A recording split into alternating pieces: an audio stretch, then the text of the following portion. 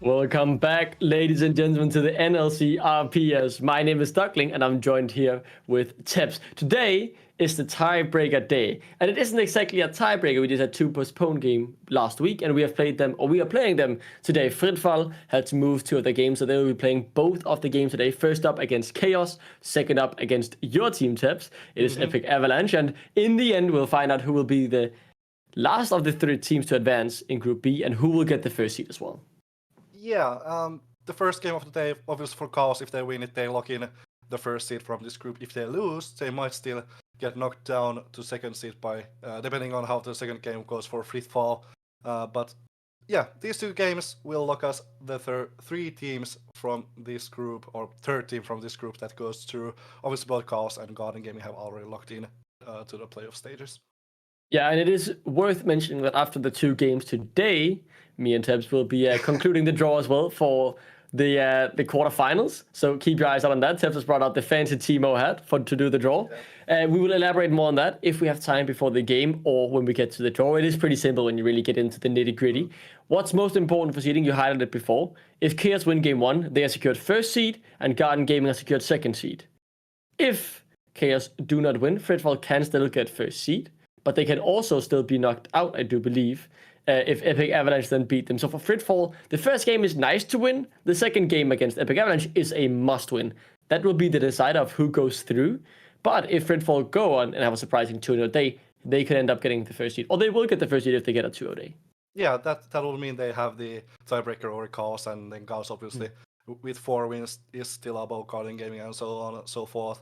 With if however Epic Avalanche does end up winning Fritfall, they can't go higher than third place because Garden Gaming has the tiebreaker over them. Yeah, they had to both will get 3 wins, so that's quite narrowed down. It's quite simple with this group. However, the second game will be the one deciding the third team. But let's first up focus on the first game of today.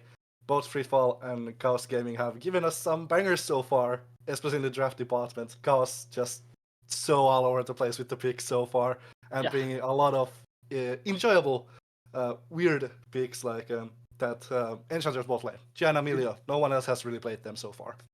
Yeah, they look, first of all, really good. They look creative, so they are not easy to just figure out and then say, oh, we know exactly what to play into these guys, then we beat them. So I think they're not only a team that I would expect to finish first in that group, if they obviously they will if they beat Fritfall here, but also it's a team that I'm looking forward to see in playoff because I think they can make a deep run at the tournament and maybe even get into the NLC Division 2. They are certainly one of our strongest teams, and so far they've shown that sitting at that first spot, but Fritfall could look to try and spoil that party if they get the win here.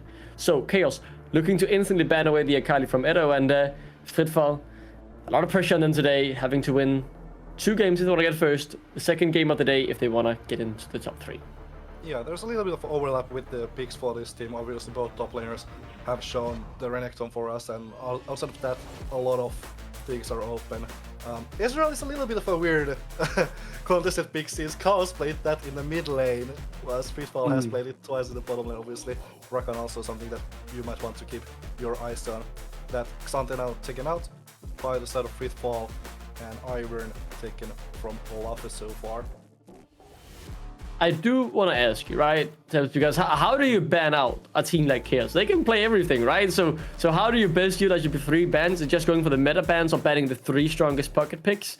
At the moment, they're going for the K'Sante and the Nico, so pretty standard bans in terms of strength of champions, but leaving a lot of those pocket picks open.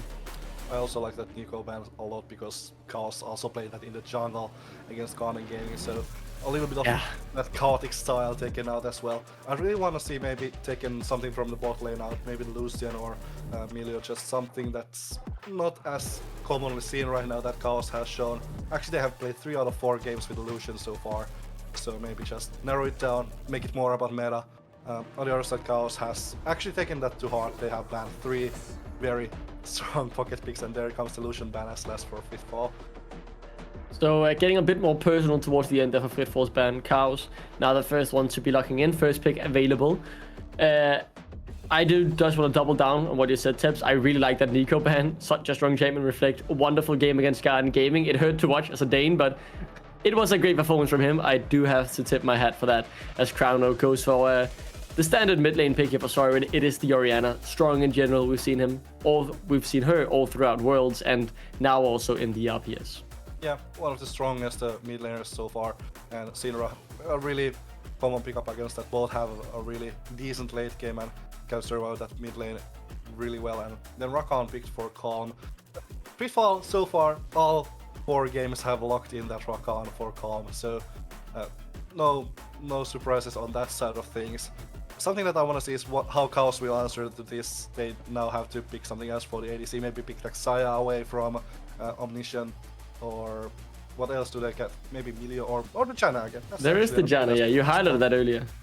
Said that it was something that we have seen Chaos play, and now they're bringing it out in a big game. Chaos obviously want to lock that first seed. It is worth mentioning, seeding does make a difference in terms of who you're playing. If you're first seed, you will play against one of the third seeds from the group. So getting that is very nice. Second seeds will be playing the NLC Division 2 relegation lists, while the third seeds obviously will be playing the first seeds from the groups. But back to the draft as Varus gets locked in. That is the bot lane secured. Fritfall locking that Evelyn. I was about to say I was expecting an AD carry just to finish out the bot lane matchups. Instead, no. Evelyn? Yeah, they actually Chaos was the team. No, wait. No, Fritfall has played the Evelyn before. They played it with the Arya against 42 Academy, so it's not a new pick from them. It's a little bit weird pick still. But on the other side, you have got these assassinatable targets in both Varus and Orianna who are quite far back in the team fights, where Evelyn, if you can get the flank, you can just one-shot them quite easily. But I will have maybe expected a Xayah come in here for Omniscient, as the combination with Rakan is so strong, and well, it's exciting to see how this Evelyn will play out in this game. It is, but Chaos surely should just ban away that Xayah right now, and that's exactly what they do for Fritfall. I'm surprised they didn't pick it as the last pick. They are on the red side. Keeping these niche picks might be a good idea to know what matchup you're up against, but picking it on the third draft or third pick also allows you to just ban out 2 of the strongest counters to the Evelyn. So I assume that's what they're doing now. I'm not too familiar with the Evelyn matchups, to be fair, but getting that Bel'Veth banned away, certainly a jungler. Wouldn't be surprised to see another one who does counter Evelyn. In the end, we'll see if that rings true. The Jax top lane can also go jungle. I think Evelyn might struggle against it. Regardless, that will be banned, taking that away from Crowno. So for Chaos, though, they just need to try and trim this AD carry pool down even further, I believe. Yeah, you're probably looking at maybe an Ezreal ban here, as that's the other AD set Omniscient has played so far. Yeah, against Evelyn you really need a jungler, or don't need, but you want a jungler that can, you know, early game invade into that jungle and maybe challenge that Evelyn when she's still quite weak. But the Kai'Sa ban really interesting here. We haven't seen too much Kai'Sa here at RPS at all, so interesting that that's taken away, but it might be just something against Omniscient. I haven't... Honestly, I haven't watched the bans what have been thrown at these guys before. I mean, Fritfall has the least sample size to work off of as well, Tips. Only 3 games played so far. The Jinx will be the AD carry in the end. That means our bot lane matchups are now secured, Varus and the Janna. So a lot of poke up against the Jinx and the Rakan, more so suited for the all-ins, you would assume. Now it's back to Chaos, though. I'm in particular looking forward to what will they be playing in the jungle. What will that pick up against the Evelyn be? They have had time to cook something up here in terms of thinking about what might work the best, but with 2 kind of junglers banned out, the Bel'Veth certainly being one, the pool has been limited slightly. They'll buy some more time here by locking in that Yasuo. That must not be a Yasuo top lane, because you've already locked in the Orianna. That's an Udyr as well. Chaos have gone back to cooking here, Tef, and they've really just thrown this draft on its head with those last 2 picks. Yeah, picking the Udyr against Fritfall, who have received some bans on that champion and have also played it, so it's... Yeah, you're kind of taking the poison from other team and handing it to them yourself. While the Yasuo here, you said top lane, Malphite is one of those picks that can just, you know, negate it, or the Renekton, something that we have seen occasionally, we have seen in the mid lane as a counter pick to Yasuo, so it'll be interesting to see it up in the top lane with a little bit longer lane to play with those minions for Yasuo. But yeah, the two last picks from the Chaos side, once again, a lot of chaos in this draft from them. No, those are gonna swap around as too. Yeah, I mean, the jungle and top is certainly gonna swap around. But what I'm actually thinking is, I do believe not too long ago I heard some rumors that, you know, top Varus had a good build Will they try and bring it out? There's no way they are playing the Udyr top and the Varus jungle. That's just not happening. I refuse to believe that until we're in the game, so I'm not going to even be talking about it. It's hard. We can't quite see how long they have left to swap. If our producer can confirm if this has actually been locked in.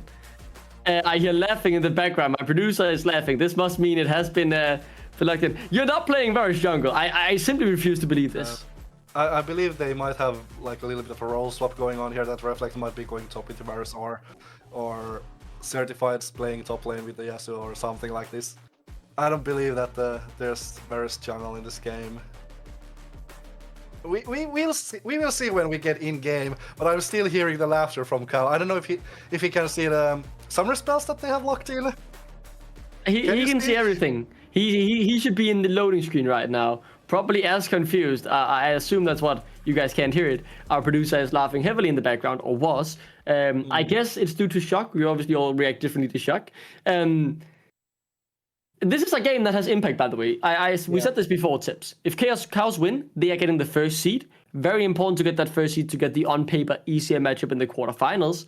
If they lose here, that first seed could be taken away from them, depending on what happens in the last game between Fitfall and Epic Avalanche. So, obviously, Chaos, they have something to play for here themselves. They're securing the first seed, so they're not going to be trolling.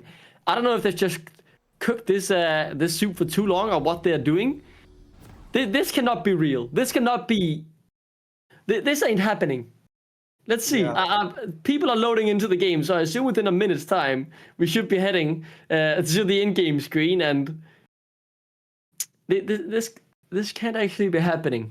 I can hear the chat going off, so there might be something that the teams are discussing on the Rift.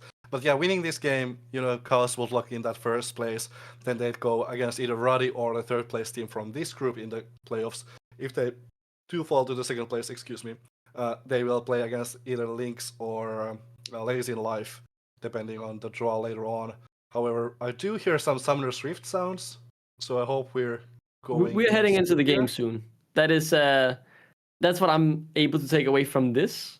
I do know on Monday we had some technical difficulties. Okay, so it's just Reflect is playing top lane Varus, which, as I said, I had heard through the grapevine that there were some good top lane Varus builds out there. I assume that's what he's going for. So not as weird. So it isn't the weird champions now. It's just weird players because Crowno is playing jungle. Yeah.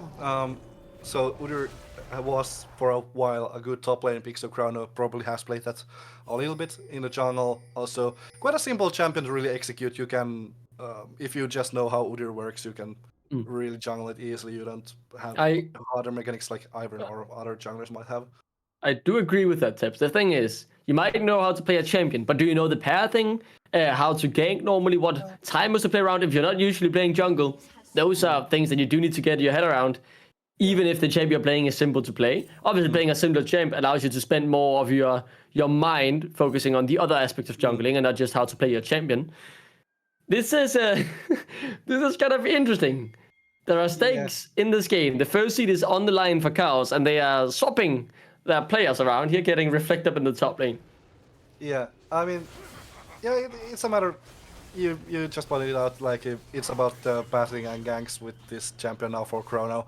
I don't think Udyr is the hardest to execute in that sense. You can kind of do what bad ever, just as long as you're doing camps on cooldown. But those ganks will be interesting. This matchup of Varus vs Renekton, I have no idea how this is supposed to go.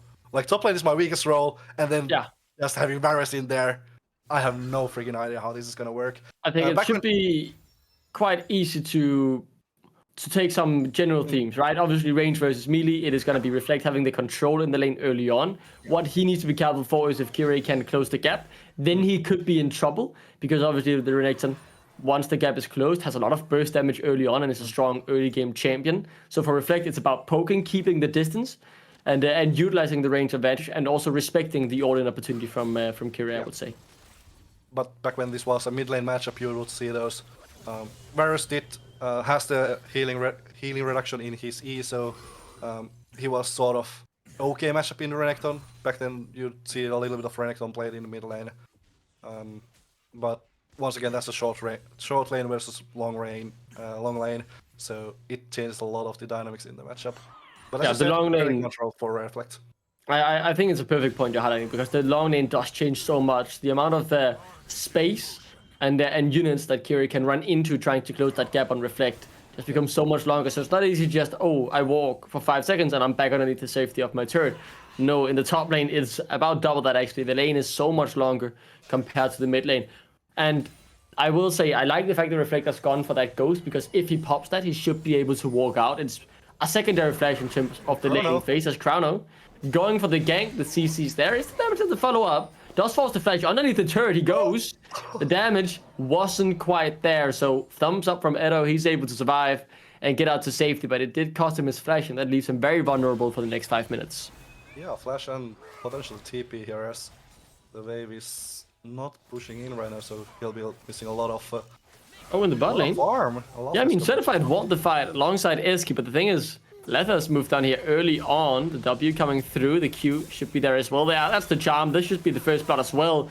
Going into the hands of Fritfall as Omniscient, or not him rather. It is Laffy who picks up that first blood.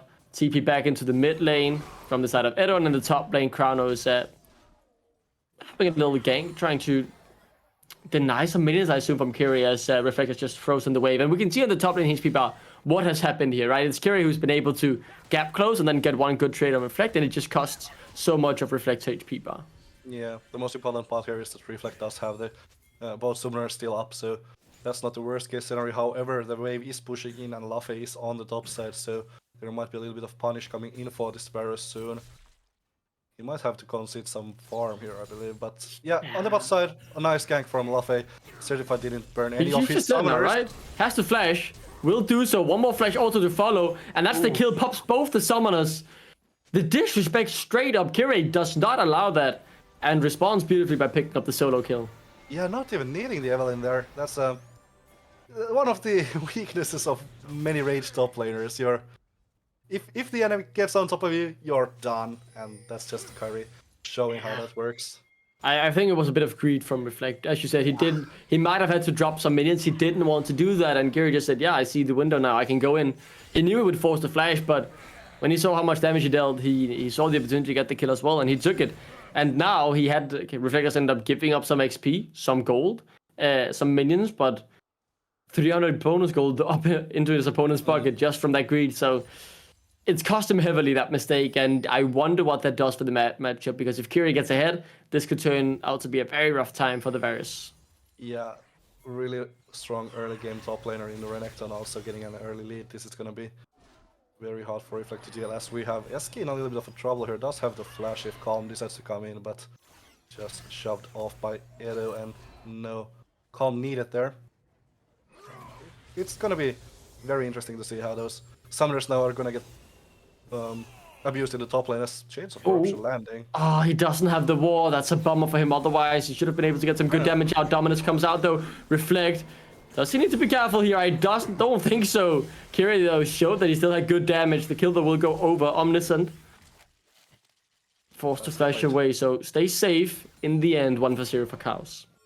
Yeah, nice pickup in the top side as now. Dark Wave, Laffer, only level 5, but good return damage to Chrono, who has to pop the double shield. That Scatter the Weak alongside the Unleashed Power does a good amount of damage in the early game, so I think Chrono happy with that one in the end though, forcing out the ultimate, able to stay alive, but Laffer could say the exact same. Yeah, there's been a lot of action as in the bot lane now. Oh, the flash! They want the kills, both of them committing it, and they will get it. Eski though claims the gold, and he now is the one who's the target. The minions and Calm take him down. So many summoners invested, and the kill goes over to the wrong guy. Horror mistake for Chaos as they invest everything, and the return, it's into the baby, it's not into the main carry. The adult can't use the money. Yeah, both of the supports showing the bloodthirstiness that they have. You know, supports need to eat sometimes. Now they both have a lot of gold in their back pockets as now, you know, again getting ganked. Yeah, looking to punish the no flash, as you say, rightfully highlights it, because this time it means he is dead. Edo will fall, and we're even in golden kills now. This is certainly 7.5 minutes of League of Legends, that's for sure, because it's been very back and forth. I feel right at home here, a lot of action going on. both teams, I like the aggressiveness from them. The chaotic picks really mean that you can't really fall back to your playbook here. Maybe both of these teams rely on the chaos here as Laffe coming up top and Reflect knows something's up. He can't walk up this wave anymore.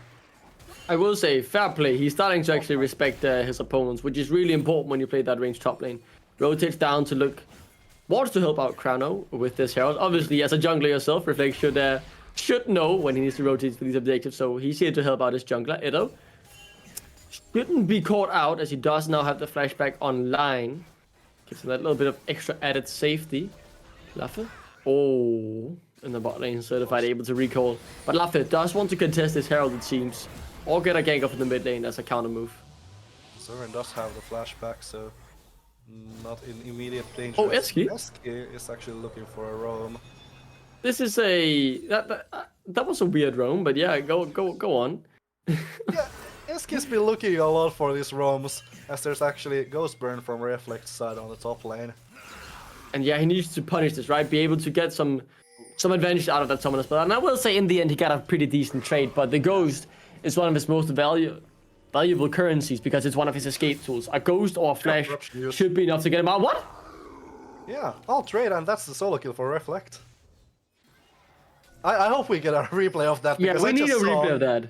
I just saw the Chase of Corruption being used, and Kyrie just gets solo killed up top.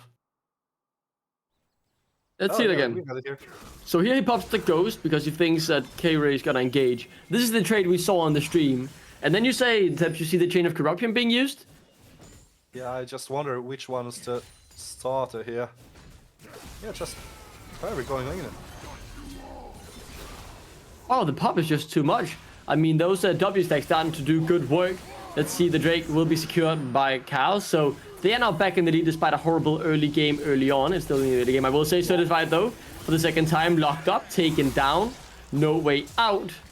As I said, now they're going towards Eski as well. He does have the heal, used it early on. Ignite is ticking Jukes around though. And those fancy boots are made for surviving. And Eski makes it out. Yeah, the brown leatherback's enough to judge. Duke and dodge the skills coming in from the side of Frithfall. But he's also 1 kill over from certified onto the side of Frithfall. And even if the Chaos do get the dragon, it's still a little bit back for them. I want to ask you though, Tips. Do you know what Reflect is cooking here with this build? Got the Mercury bow, got the Giants build as well. And then the attack speed boots? Yeah, that's I'd assume that might be a... No, I have no idea. Those items on their own don't build into anything. This can't be Titanic. I mean, my best guess was initially he would go towards some AP-oriented tank-killing burst build. On the various, when I saw the attack speed, I thought, okay, this could go either AP or AD, either into a Nash's Tooth or into a bit of the Ruined King. But when he gets that HP, maybe it's just to be able to survive the burst and then trade back. I don't know if it's just a temporary purchase. I think so. But or it might be not temporary, but like just an early game purchase. Let's see what happens top lane though. TP invested, Shockwave comes out as well, and Kiri is just gone. Reflect, does he survive it? Yes! That's thanks to the giant build, baby. That's why he bought it. Yeah. Edo with the combo, can't quite get the damage now. Probably wondering, how is that very so tanky? The answer is in the build. That's Reflect. Should still die yet again. He's a bit too greedy for the cannon, doesn't even get it. He's just gonna fall, isn't he? No, the movement speed from the command dissonance. And Soren saves his top laner. Yeah, I mean, the chance build there, as you said, saving Reflect there. I don't know. This has to be... my first gut reaction will be the Demonic Embrace with Nash's Tooth. But I don't honestly know. That's... those are some tank mythic items that I'm seeing right now. Is he building the... Not Demonic Embrace, what is the tank item? That gives both reductions. That after 8 ticks you just get some HP and get extra resistances. Jackshaw? It's the Jackshaw, yeah. Is he building Jackshaw? Jackshaw builds out of both armor magic resist. But I don't believe it's built out of a giant build. I think it's a Kindle gem instead. So what does Radiant Virtue build out of? Oh, it's Radiant Virtue. It is Radiant Virtue. You're completely correct. Radiant Virtue builds out of both magic resist and armor, but also the giant's build. So it's Radiant Virtue. And do you then just go damage, or do you continue to go some weird off-meta tank build? I'm gonna give this a Google search. Hold on. I mean, yeah, as we're getting a pick on the mid lane on the Siren here. No, nice flash. Yeah, very good flash. I do give you that. And Shockwave comes through as well. Does he have the damage to get the kill? Edo does have the flash. Should be able to get out safely. Do not overextend here, Siren. It could be a big mistake. And he does not, unless Calm has something to say about it. Connects on that grand entrance. The burst damage coming through on Eski. He has to flash away as well. So someone is burned, but no one dies. A little bit on different pages there for Free Fall, as Luffy was already going out of the situation when Calm decided to engage. But in the end, Chaos, no one falls from their side, and they can leave with a little bit of a defensive victory there.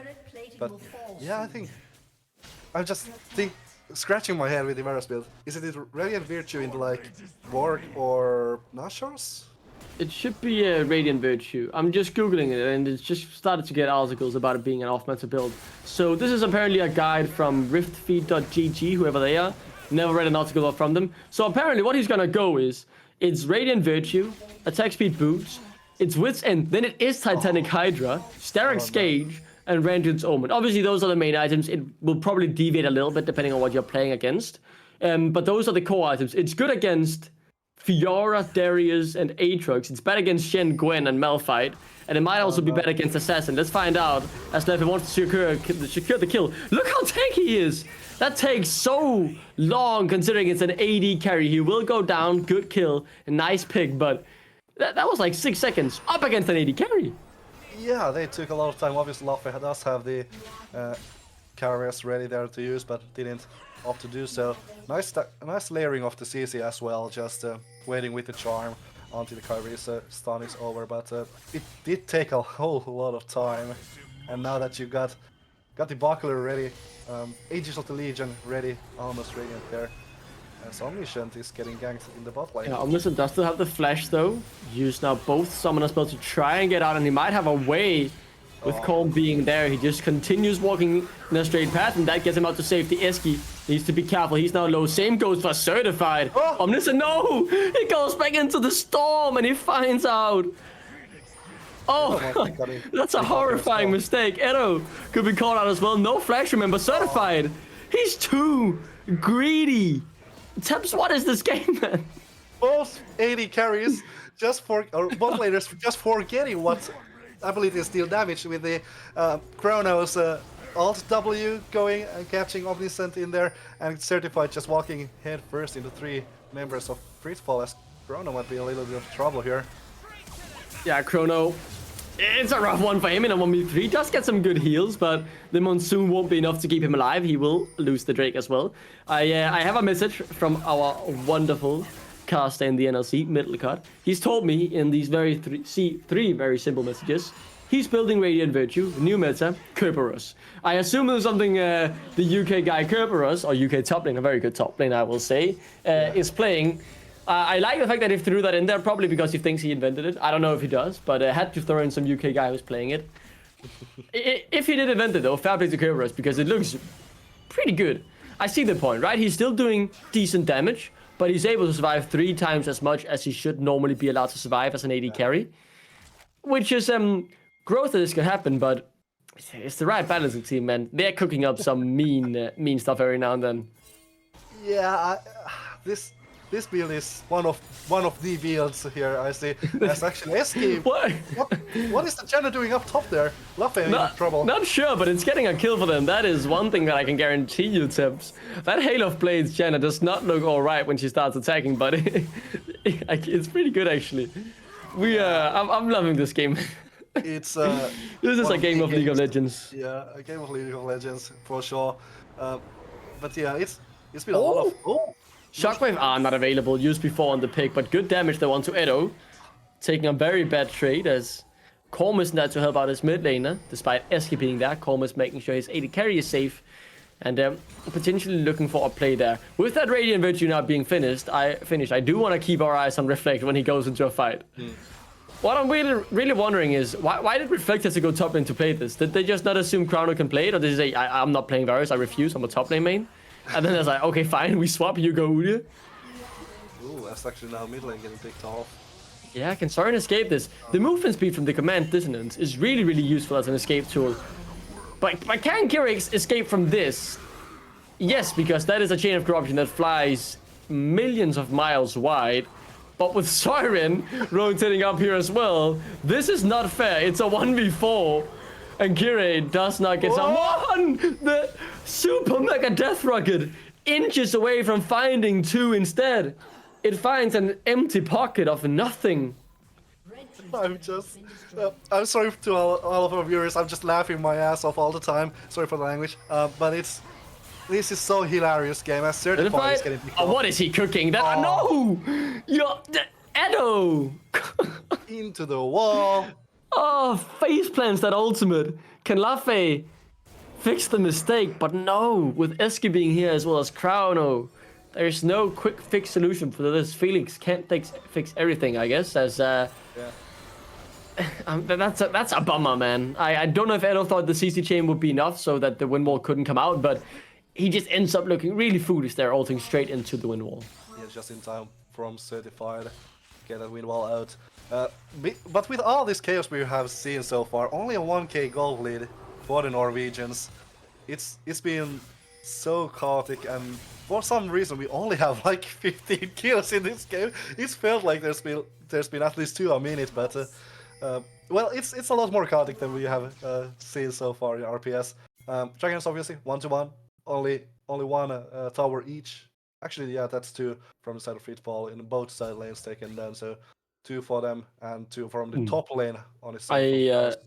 A very even game and an entertaining one, that is for sure. And I do just want to take this opportunity to remind you yet again, what is the impact of this game? Fitfall winning this does not guarantee them securing the 3rd seed. They will have to beat Epic Avalanche regardless. So this win does not lock FF into playoff, but if they win this, they have their hopes of getting the 1st seed alive. For Chaos though, win this game, you get 1st seed, simple as that.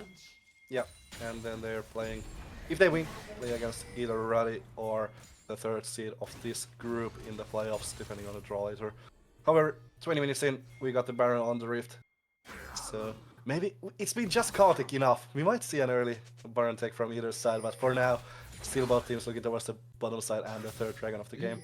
It wouldn't surprise me. I would like to have a look at the gold as well, because it seems like Colm is pretty strong on this Rakana at the moment. He's sitting on a bounce in 2-0-3. That looks like it's a decent AD carry score, as Crowno could get caught out here by Colm. The carry as locked up by the Scatter the Weak. CC chain is there decently enough. Colm takes a good amount of damage. Same goes for Crowno. Ghost is popped from Omniscient, who wants to keep this fight alive. Eski takes quite a good amount of damage as well. Super Mega Death Rocket yet again, not enough to finish off anyone, as Omniscient end up using all his mana on that. The Herald summoned in the bot side. Can they get a tier 2 turret as well? Only getting that tier 1 as Lafay rotates down. Same goes for the rest of Fitfall. They want to capitalize on this overstay. It isn't quite an overstay because they aren't able to punish, and this is because Chaos have just ran towards the Baron. The pace of this game, Tips, it's insane. Yeah, and Fitfall not immediately ready to answer this. Omniscient and Kyrie are there close enough, and that's Chaos. Oh my god, he's fast! He's a race car, and he delivers a bomb straight into the backline. But he's the one to go down first. Crowno is gone. Reflect falls as well. I thought he delivered the victory, but instead, it might be a horrifying fight for Chaos. A certified, one of the last damage dealers remaining. He gets taken down. Triple kill for Lafay. He could look for more here. Will try to get it, but the flash away keeps Soirin alive. Second Drake for Fitfall will be taken as the prize for winning the fight, but that delivery service looked good, but didn't work. Yeah, that's a strategy call straight from Ferrari's book there, as Chrono running in with the ball. The shockwave looks nice, but in the end, that's not enough.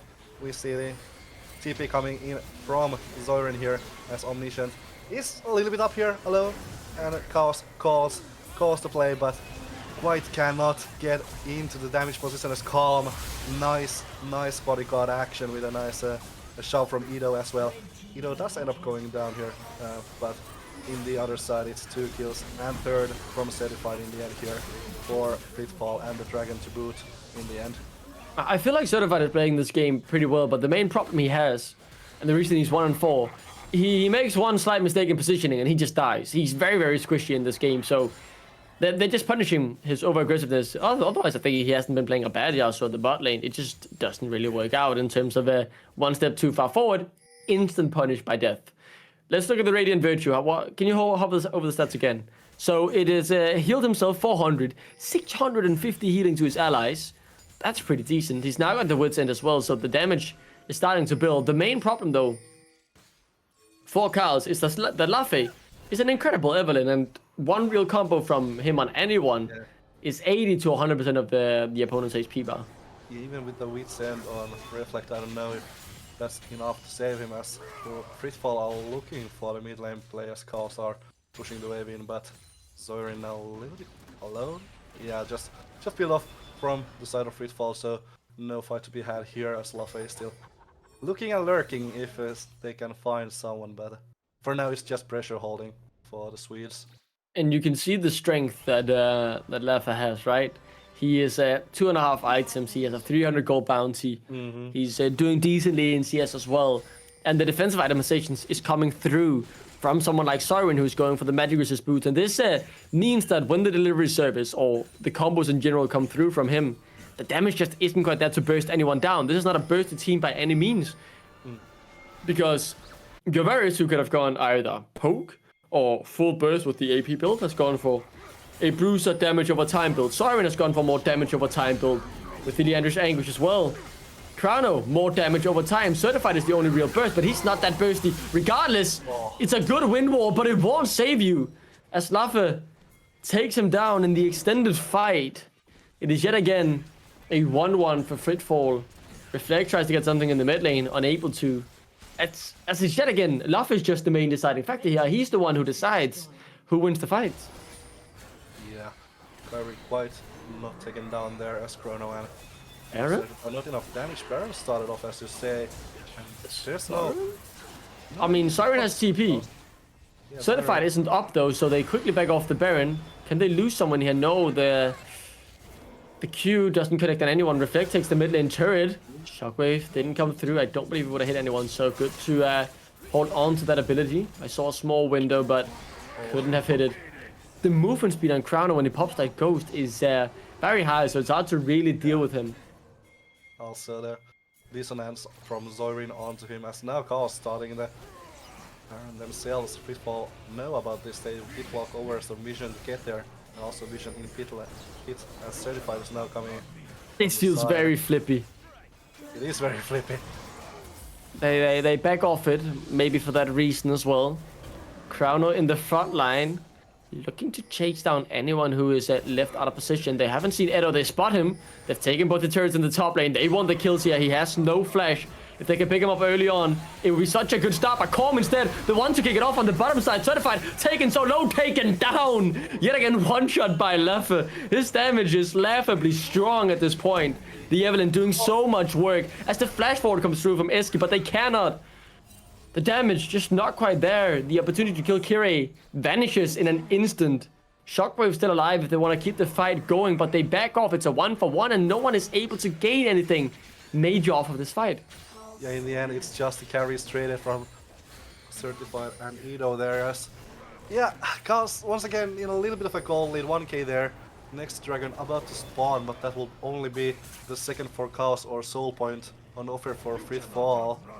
And Karls do have the control right now from on the bot side river, but these fights, if you can even call them that, have been just staring at the enemy team and whoever can run the fastest oftentimes gets the first pick, but then the enemy team just answers it somehow. Fritfall still looking towards the top side, as actually Karls do not have vision here. Yeah, the vision control has been swinging back and forth as well. Another Drake is on the map, but the teams don't really care about the Drakes this game. It feels like, as they'd rather send one man down. The Baron is the main target. It has not been started up. What will the response be without Reflect there? They're lacking both frontline and damage. That feels weird to say. As I said, they just get them off the Baron initially. Chrono, do not overextend. It will cost you heavily. Kirei, very, very tanky, so soaks up. The Shockwave as well did go wide. He has to recall. Could TP back in. Fritfall don't want to throw. They are playing safe. They are playing well in this game, remember. Oh, Actually, Eski taken down by Man, Laffe. I don't need to say anything there, man. It is so gross. Laffe just plays this champion incredibly well. It's gross to look at, but it's also kind of clean because you know it's someone who's mastered that champ, but they'll so easily just do that. Such a good pick here as well from Edo, but they can't quite get the kill until Laffe joins in as well. Flashes forward, Crowno the next target. He's charmed up, taken down. Laffe goes godlike, and finally a window for the Baron opens. But instead, one recall comes through. They want to get the full HP. This will be the grand prize over to Fritfall. It's dropping to 10k. There is no way they don't get this here. They can't contest. Reflect has moved up until it's down to 2000 HP. There is no smite. Certified, can he get in the pit? He can't secure it. He has to flash out. Another TP comes in from behind. This could be a harder fight for I don't know who though. Fitfall lose 2 initially. Certified, still alive for so long. Edo trapped in the pit, taken down. It's a triple kill for the Radiant Virtue. As Reflect denies 3 Barons, but Fitfall, are they happy with that play? I'm not sure, Tibbs. Because, first off, I don't know what the call was from them. Reflex went down bot side, pushing the wave, while the rest of the team still were pushing Fritfall away from Baron. As we, I think, now see Eski getting picked off here. As you can see from the minimap, Varus is going bot side, and Chaos just 3 man standing around, trying to maybe get a fight. Actually, Certified going push mid, and now Chrono and Zoran getting caught off here. Obviously, Chrono does get picked up here, yeah. And then you see Certified. This next fight, I don't know, Certified and Reflect could have played that much better here. Obviously getting the 3 kills on the Varus, but so close for the flip here as we see Certified actually getting the beat, and it was 5 HP right before getting picked off. Certified nice ult onto the Jinx, and now Reflect gets to free fire here as Kyrie decides to go onto the Varus to help their mid laner first, only to needing to dash out after the fight as cannot really take Reflect and Eski there. Look at Reflex spell, man. It's so weird, but it works. It looks pretty decent. Yeah. Eski needs to be careful, and same goes for Reflect. Despite building tank, he can still quickly be taken down by such a strong opponent. Evelyn, I'm not sure what happened. A single freeze frame and he's gone. Did he get one more combo by what? 3 abilities?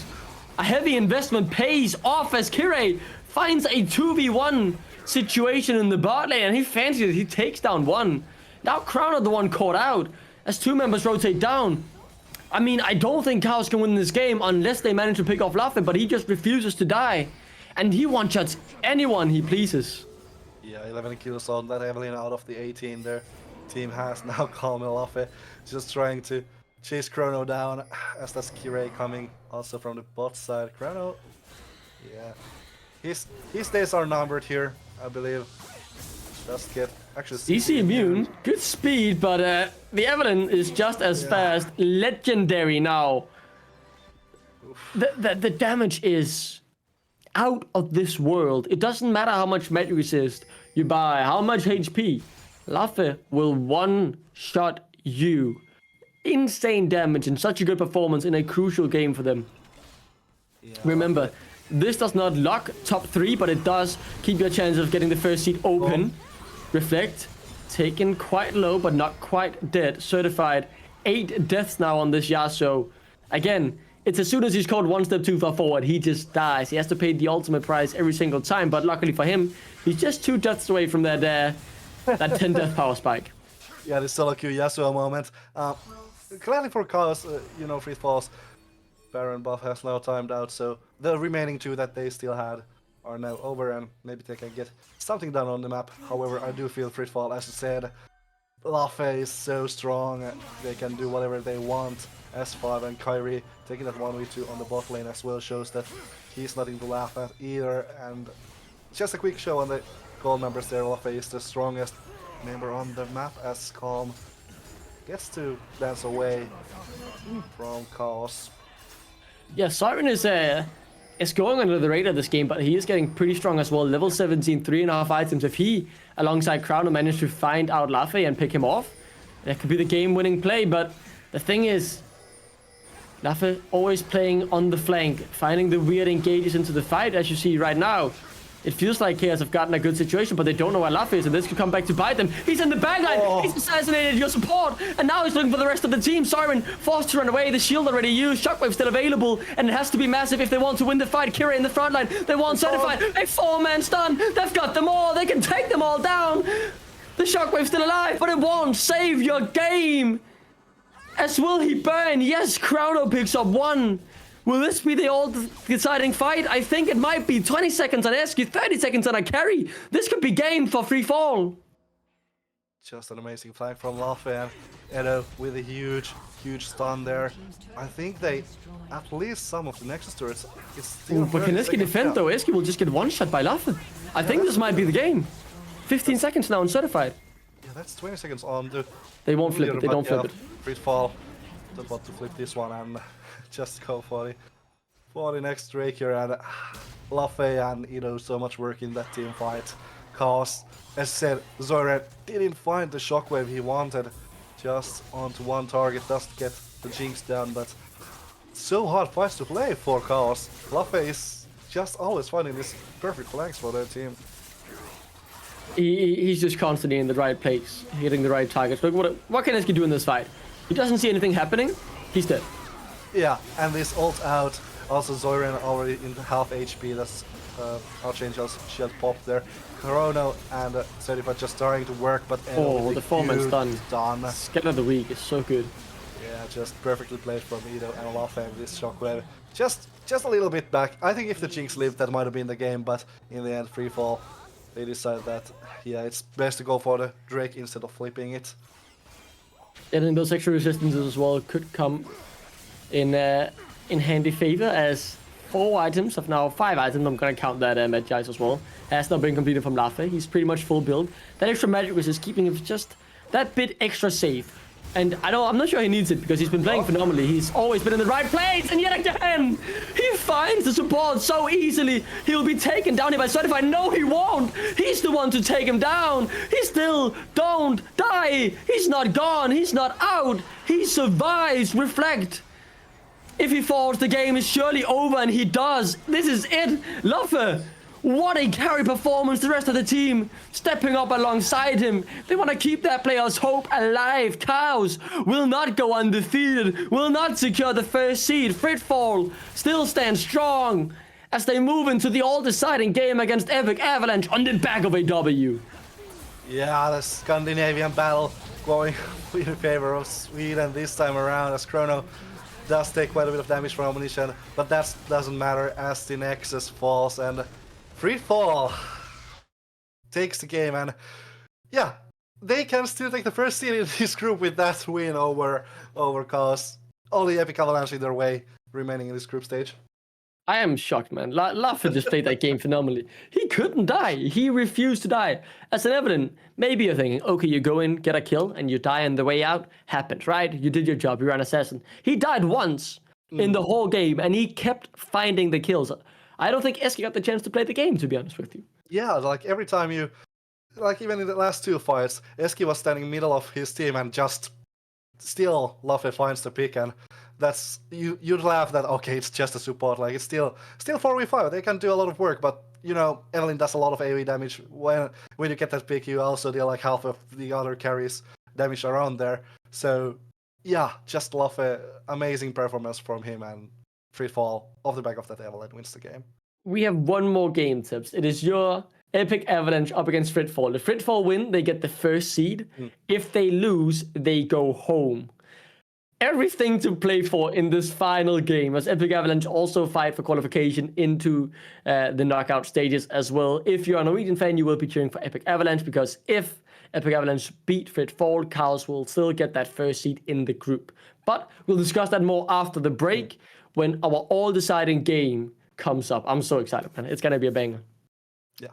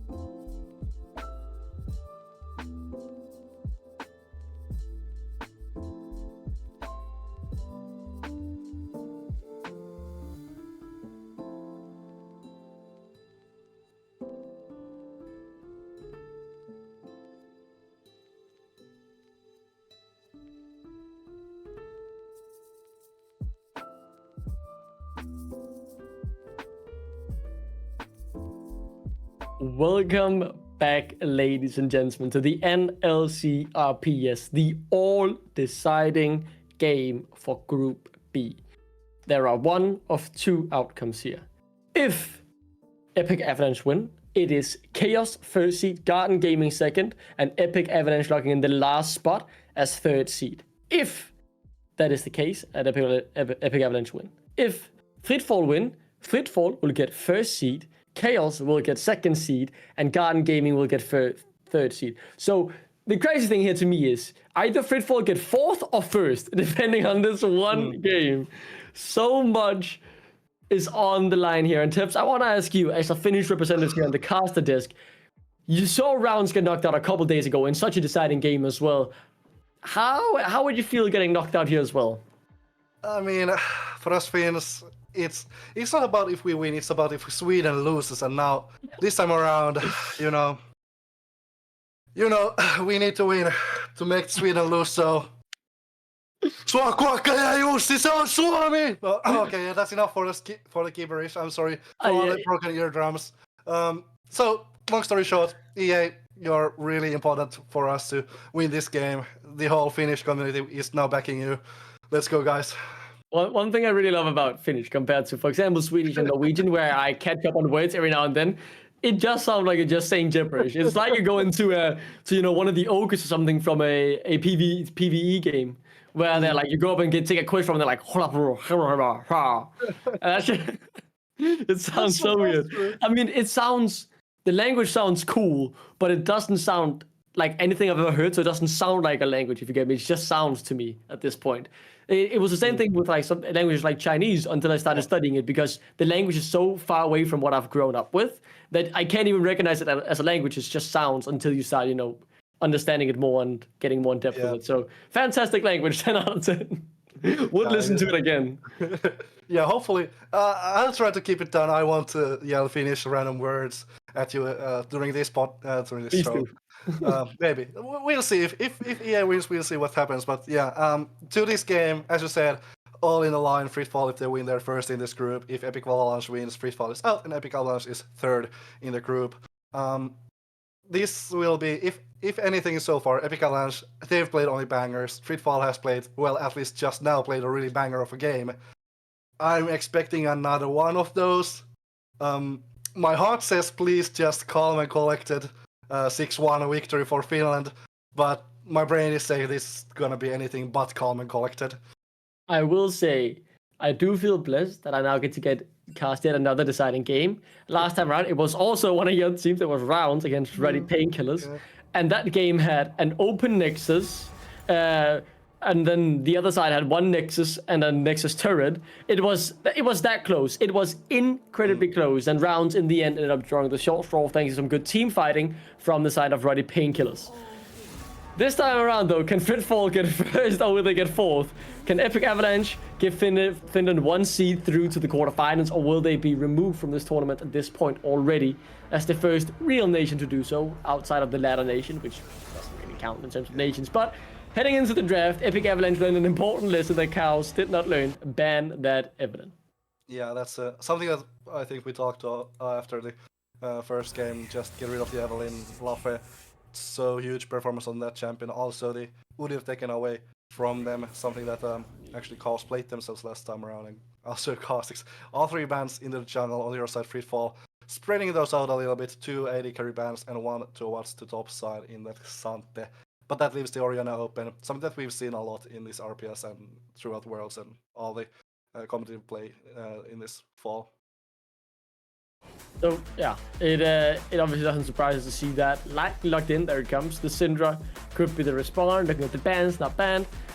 Mercer, I would expect him to lock it in, to be honest with you. Or maybe he could go for something like DS here. There's so much diversity in the mid lane pool. Regardless. He could also go to secure that 2v2 bot lane duo, goes to both the Saya and Rakan, with the Varus being the popular counter against Saya banned away. It makes a lot of sense to lock this in. Yeah, also something that Vel and Eru have fallen back to time and time again. Eru, gets those phenomenal fangs on the Rakan and Saya. It's just one of those sort of safe-ish high damage carries you can get in the bot lane. But something that was left open that Chaos banned themselves last time around against Fritfall is that Ivern, so that's now in Lafe's hands, and the Jinx pick now for Omniscient. So, Jarvan locked in as well. Very traditional comp here from Epic Avalanche. Also traditional from Fritfall in a lot of senses. The Orianna, the Jinx, not uncommon. We have seen a tiny bit of Ivan. He was banned in the last game as well. Lafe really just bring out the pocket picks. The fact that I have seen him just last game one-shot everyone he pleases on an Evelyn, and now he has to play the supportive Ivan. Very interesting. Just shows his versatility, which is really, really important and impressive. But pretty standard draft. Not as much cooking this time around as the rail has been taken away. It makes sense for Epic Avalanche to target supports, with support not being locked in from the side of Fritfall, removing those strong combo champions from the Jinx. Yeah, rail obviously a really good lane matchup against the Rakan, so no surprises there. I'd also maybe like, I mean, Fritfall, you haven't seen a lot of different champions picked up by Calm so far. You had the Rakan coming from there before, now it's been picked off twice against them. Renekton taken away from Fritfall is telling me that Carvox has something as the last pick prepared that he doesn't want to potentially have to play against Renekton. It's telling me there's gonna be some spice in the top lane. Spice in the mid lane, however, taken out with the Fizz, something that Epic Avalanche actually hasn't had that much of success with. And it shows the respect as well, right? Considering the fact that picks like Asia, Syndra, these normal mid laners who are meta are still open, but they know Mercer is so strong on the off meta, like the Fizz, that it is more important to ban that rather than ban the standard meta. Let's see what the solution will be here. I would expect them to lock in the mid lane, keep that top lane counter pick in their hands. So mid lane champ locked in. It is the Diana, not uncommon from Mercer. I know you. I know that for sure about Epic Avalanche. How do you feel, Tebs, with this draft so far? You know, back in the FPL playoffs when we saw the Diana mid first locked in by Mercer against the Orianna, we were a little bit skeptical, but since he hasn't lost a single game with that matchup and has actually performed really well with the ultimates on the champion, Moonfall, really powerful tool. The Alistar coming in for Calm, something that's also really good against the Rakan. But also against the Diana, you know, a little bit of extra peel for your carries in Jinx and Orianna. Now that they're looking to lock the top lane, I'm expecting the Ornn because there's a lot of matchup that Malphite doesn't really deal against. Sion's another one that you can play pretty much against everything. But yeah, I'd expect those maybe more flexible top lanes in Sion and Ornn. Just save tanks you can scale through the lane. Exactly the Sion you just mentioned, Tip. So now for the counters, I mean, Gwen is up and available if Carbox wants to go for it. Could also just take a wet noodle fight and go for the Ornn and just say, yeah, you get one strong top lane tank, I get another. But the way you're moving your head tells me otherwise. It should be a carry, right? He has to go for it. Carbox, very comfortable on him. And the Gwen, the first champ I mentioned, will end up being the solution here from Epic Avalanche. Yeah, Gwen is something that Carbox has played really well with during the FPL season. Haven't seen it so far from him in the NLC RPS, but against Sion, you know, early on, yeah, Sion has a little bit of a chance to, during the early laning phase, deal with Gwen, but after first pack, that lane should be pretty much over Gwen. Just going to be slicing through the Sion really well, and even if you get run into those team fights, I think Gwen offers a lot more in the sense that you already have that zone control from rest of the comp. Gwen just gets the needle, works through the whole team, and should be slicing through Fritfall. If things go perfectly, should be slicing through them really well. I am very much looking at Omniscient this game, because what can he put out on the Jinx? He was good in the first game in Jinx. This time he has to do more. Not because he didn't do a lot in the first game, more so the fact that Lafe was really taking a major role in dealing the damage, assassinating the carries. This time Omniscient has to be the one who makes it work. Alongside Edo, of course, but with the shielding and the peeling now available from the two frontliners in Korm and Kire, and the shielding from Lafe, he is taking a more central role, so he has to be able to live up to the expectation. So far, Fritfall in their do or die games have been performing well, but the first game was about keeping the opportunity for first seed alive. I mean, it's nice getting first seed, but this is when it really matters, because had they lost the first game, this would still be the do or die game. It is do or die. You can lose now and you go home. It doesn't matter if you had the chance of making first seed. You haven't made it, so you're going home. So everything is on the line. The pressure is here. We've seen rounds succumb to the pressure underneath ready painkillers. This is Finland's last hope, Epic Avalanche. Can they cause an avalanche of Fritfall and guide them all the way home, or will they themselves be the one captured? It's gonna be interesting, but as I said, a lot of that hope from Fritfall is falling onto the Jinx this game. A lot of the damage. Obviously, Orianna with massive shockwaves, but this game you don't really have those easy shockwaves to find. Like, those need to be a little bit reactionary against the engage of Epic Avalanche that is really strong here with the Rakan, Jarvan, and Diana. But we'll see how the games go as we hear a little bit of sounds from the Summoner's Rift. Potentially a little bit of pause at the beginning here just to sync up the spectator client with the tournament realm. I do just want to add to your point, Teps, you made about the Orianna ultimates, right? Because it's hard to find because, first of all, you can get bursted down very quickly, but also the Gwen with that Hello Mist, all of a sudden, you try to hold the Gwen, she just W's, and that's your whole combo, your whole damage up are gone, and then he unloads the whole combo on you from Carvox. So I think Edo can really end up struggling in this game because either he just gets one shot or he's having to deal with Carvox, a champ that is very hard for the Orianna to deal with. Because, well, if you get inside the Hello Mist, it's a sign that you're dead because then you're in the 1v1 fight. But if you're outside the Hello Mist, you can't do anything. Yeah, something about Gwen is that, just as you pointed out, the Hello Mist, the champion is quite, like, not tanky in the sense that, yeah, you're still, you know, AP bruiser, you're kind of squishy, but you get just so much damage burned that way that Jinx and Orianna might throw into you when you're in the Hello Mist and can't be damaged outside your W zone. So it's going to be really interesting to see how Carvox uses that ability in these fights. He has been really good at using it in FPL, but looking at what Fritfall has to offer here, it'll be interesting to see how it works out here. Oof, just take a second, enjoy the calm before the storm, because give it 20 minutes time, the game will either be over with a quick stomp, or we'll be moving into the tense parts of the game where one mistake could lead into a Baron that would then decide the goal lead and potentially even a game. So as the early laning phases progresses, we can enjoy these kills, not deciding a game, but more so just adding to the entertainment value as the tension is at its maximum. One loss and you're out. For Fritfall, it is either first or fourth. For Epic Avalanche, a win would get them third seed.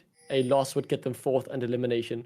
Worth mentioning as well, after this game we will have the draw for the knockout. So stick around when the game is finished and find out who your teams will be playing up against, as Carvox takes a very bad trade early on. Does scale well into the fight still with that Conqueror. Backs off and pops the Ghost as well. Yeah, needing it now as actually this has to go forward here. Kyrie, damage. Oh, really low here. Flash! Oh. It's a small thing, but it could mean a lot. Kirei surviving that early laning phase up against the Gwen, forcing the TP out as well.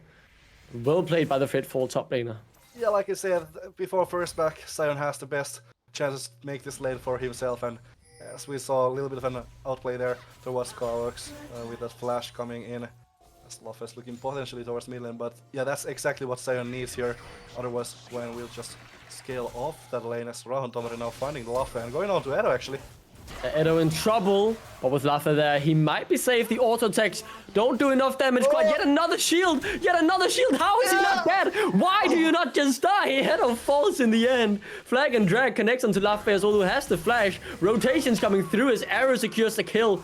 Mercer still here though as the damage now comes on towards Corm. He does have the flash to get away. Mercer can't follow this time around, and underneath the turret, Corm finds safety, but the action is non-stopping in this deciding game. Great 2 kills from the bottom side for Epic Avalanche as Mercer does get finally taken out. That took a little bit too long for my comfort, but also nice rotation from Eru following Calm to secure that second kill onto Lafayette, and now obviously, it's on the Diana, on the Rakan, so maybe would have wanted the second kill either to go for Diana or Jarvan, but still, 2 kills is 2 kills, and you take those any day as Epic Avalanche. Now, the cakes continue. Lafayette, the target, or Lafayette looking for a target over the top lane on Carvox. He is able to dash away from the Q though, and it won't connect. That means the engage isn't quite there. Listen. Takes a bit of damage. Corm as well. Without a flash, Corm needs to be careful. Does have the exhaust, but there is no heal on Omniscient, so he can't just heal up the support. Turret shot.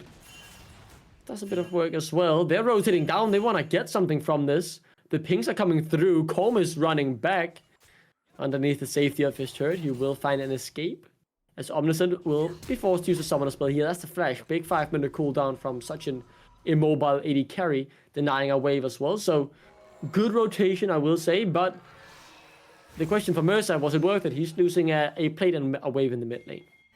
This is something that EA does quite a lot with their mid laner, is just rotations towards the side lanes, and Mercer is calling for them, so he knows that he's going to be losing some here, but it's potentially a little bit of control for your side lanes here. So I think he lost us a little bit, but it's still going to be okay. Something about earlier in the trade in the bottom lane, they are not quite able to get the route down to Calm. Potentially could have gotten a 2v2 kill there, but well, now you have the enemy team without summoners, with the exception of the Ghost in the bot lane. But if you get got up by the Rakan engage, the Ghost is not going to save you in this time. Yeah, and I like the point you're making, because one thing you can say is actions or movements have consequences, right? Right. The action that Mercer made was moving down to the bot lane. It has a consequence of, one, Mercer being a bit behind in CS now. That's the 10 CS lead difference you're seeing. But in the bot lane, it has the reason that if we look at the gold, you can see that he is ahead by 300. That's thanks to the CS and the plate. So he's made a move, and it has a consequence. The consequence is being ahead in the bot lane, but thanks to the kill Mercer got, he himself is still ahead in the mid lane. So he's happy to give that up because he's still leading. Yeah, exactly. You lose a little bit, but you also gain a little bit.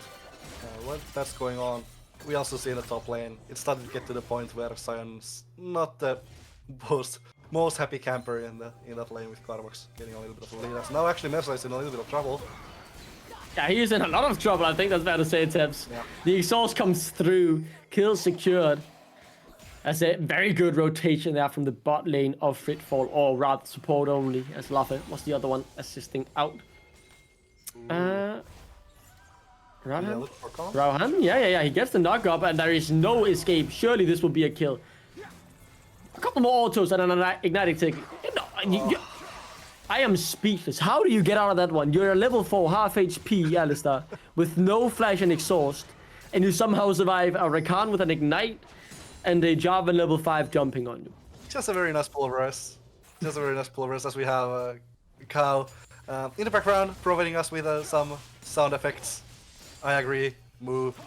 But anyways, this also, while Calm used a lot of time in the mid lane, now we're seeing the consequences of that action in the bottom lane, as Omniscient has already fallen 30 CS behind. Wow. And we'll miss a lot of this wave as well. Or that cannon at least, that's not called still. He's now able to get the XP at the 30s with Lafayette rotating down. And the consequence of that is that VL will lose a bit of his lead because of this wave will be picked up, but they should secure the Drake. Unless Lafayette just flashes in and tries to take it, the smite is there from Rauhan, so he will secure it. Also, Tips, can you just correctly pronounce Rauhan's full name for us, just as an example? Rauhan tuomari. Yeah, I'm not gonna be able to name that. I like the name Rauhan though, but it does that sounded very clean. I just can't do it. Yeah, it's one of those Finnish words that sound like gibberish to other languages, as well as the bot laners. You know, VL and Eru are just the short names. These guys are normally known as VL as a suojelusenkeli and Eru as somemanageri, which might be a little bit easier to say the last one for non-native speakers, but I'm starting to become convinced that you're just a witch trying to cast spells on us, because that is not real. So let's see what happens up in the top lane. Needwork isn't available, but someone who has something available, it's Kirei. He has his jungler to help him out. Needlework coming up in a couple seconds. I think Carbox might fancy this in the return. So little mana on Kirei that he could try and just force the kill. Shield coming through as well. That might be the window that he needs to go for it. Needlework is now up and available. Used initially. There is a flash on Kirei though, so he could look to get out. Flashes straight into the waiting needles, but the damage just not quite there yet. The 0-1 Gwen hasn't recalled after her death, so she only sits on that Doran's ring. Rauhan rotating up, but won't go for the dive. Kirei happy to escape with his life. So close there, just not quite able to dodge on the route there from side of Lafan. That means Kirei will get a reset here. However, he will lose a little bit of minions from that wave that got pushed under the turret from Carbox. But yeah, as we can see, 20 farm already up for Carbox there.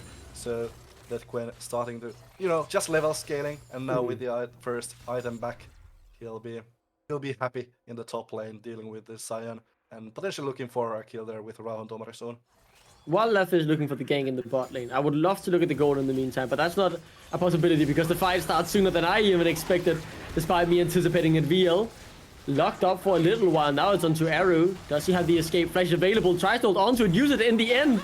He was too greedy, and he will be taken down for his sins. Better safe than sorry is my saying, but he didn't live by it, and it ended up costing him his life and his flesh. Yeah, sadly, Aru not quite yet having the quickness available, so quite a difficult situation to get away from there. And now we see Kirei Karvax. This is one of the rare tank matchup where there's actually kill potential for both sides, as Kirei is ready to just walk away from here. I mean, you can see the scaling now coming through, right? The damage is obnoxious, the healing as well. But Kirei doesn't disrespect his opponent, and able just to walk it off. There will come a point when he can't walk it off and he has to ult it off. But if we can now take a look at the gold, I think VL has picked up all 3 plates by solo gold. This turret will now fall. He is 1,000 gold ahead despite not getting a kill and not getting a single assist. He would like VL to take the plate down to get that gold solo. First turret gone, 500 more gold into his pocket. It's so rare to see an AD carry this far ahead without the help of kill gold. Now, a kill might go into the pocket of Mercer. Calm this time doesn't have a way out. I was kind of saying he didn't have a way out because he's used to finding miracles, this guy. But this time he does fall. VL takes a bit of damage. He could be in real trouble here. Does have the flash though, and he does have the assistance of his teammates as well. They all come in to secure the kills. Laffe, the main target, and will be taken down by Mercer. His 3rd of the game as the mid laner.